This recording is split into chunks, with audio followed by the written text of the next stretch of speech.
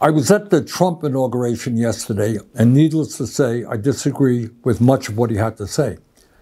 But what really struck me, however, is not what he said, which was not surprising given his rhetoric, but what he didn't say, The simple truth is that Donald Trump gave a major speech, the first speech of his second presidency, and ignored virtually every important issue facing the working families of this country.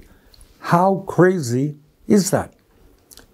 Our healthcare system is broken, is dysfunctional, and it's wildly expensive.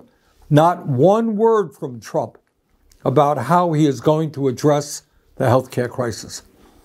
We pay by far the highest prices in the world for prescription drugs, sometimes 10 times more than the people in other countries. And 1 out of 4 Americans are unable to afford the prescriptions that their doctors prescribe. Not one word in his speech on the high cost of prescription drugs. We have 800,000 Americans who are homeless, and millions of people spending 50 or 60% of their limited income on housing. We have a major housing crisis in America. Everybody knows it. And Trump, in his inaugural address, did not devote one word to it. Today in America, we have more income and wealth inequality than we have ever had. The wealthiest 3 people in America now own more wealth than the bottom half of our society. But Trump had nothing to say, not one word, about the growing gap between the very rich and everybody else. And maybe, just maybe, that's because he had those 3 people, the 3 wealthiest people in our country, sitting right behind them at his inauguration. And I should add that those 3 people, if you can believe it, and this really is unbelievable, saw their wealth increase by more than $233 billion since the November elections. How's that? $233 billion increase in wealth for the 3 wealthiest people. No wonder they were sitting right behind Donald Trump at his inauguration. They couldn't be happier. During his inaugural speech, Trump did not have one word to say about how we're going to address the planetary crisis of climate change. The last 10 years have been the warmest years ever recorded, and extreme weather disturbances and natural disasters are taking place all over the world, from Los Angeles to India, across Europe to North Carolina. Not one word from Trump about climate change, except, of course, to make it clear that he intends to make this horrific situation even worse with drill, baby, drill. Just brilliant. In the coming months and years, our job is not just to respond to every absurd statement that Donald Trump makes. Our job is to stay focused on the issues that are of importance to the working families of our country, and in fact are widely supported by the American people. Let me just mention a few of them.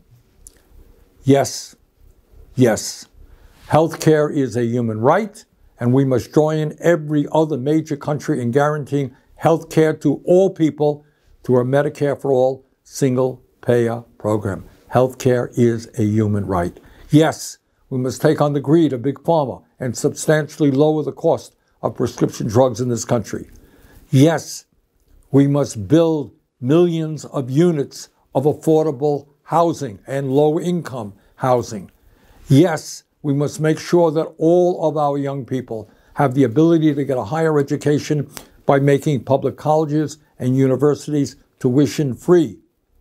Yes, we must work with the global community to combat climate change by cutting carbon emissions and transforming our energy system away from fossil fuel and into sustainable energy.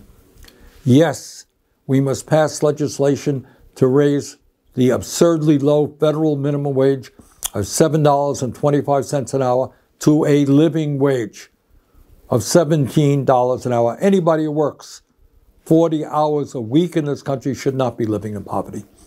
Yes, we must pass the PRO Act and make it easier for workers to join trade unions and grow the trade union movement in America. Yes, in order to help fund the needs of working families in this country, we must demand that the wealthiest people in this country, including those individuals sitting right beside Donald Trump at his inaugural, start paying their fair share of taxes. Yes, we must end a corrupt campaign finance system which allows a handful of billionaires to buy elections and move us rapidly into an oligarchic form of society. Bottom line, as we enter the new Trump presidency, we have got to remain focused. We cannot panic. No matter how many executive orders he signs, and no matter how many absurd statements he makes, our goal remains the same. We have got to educate, we have got to organize, we have got to put pressure on Congress to do the right things. And by the way, with Republicans only holding a 3 or 4 seat advantage in the House, we can stop them time and time again if we are organized. Finally, my friends, we have got to fight to create an America based on economic, social, racial, and environmental justice. That's what we've got to work on. Let's go forward. Let's do it. Thank you.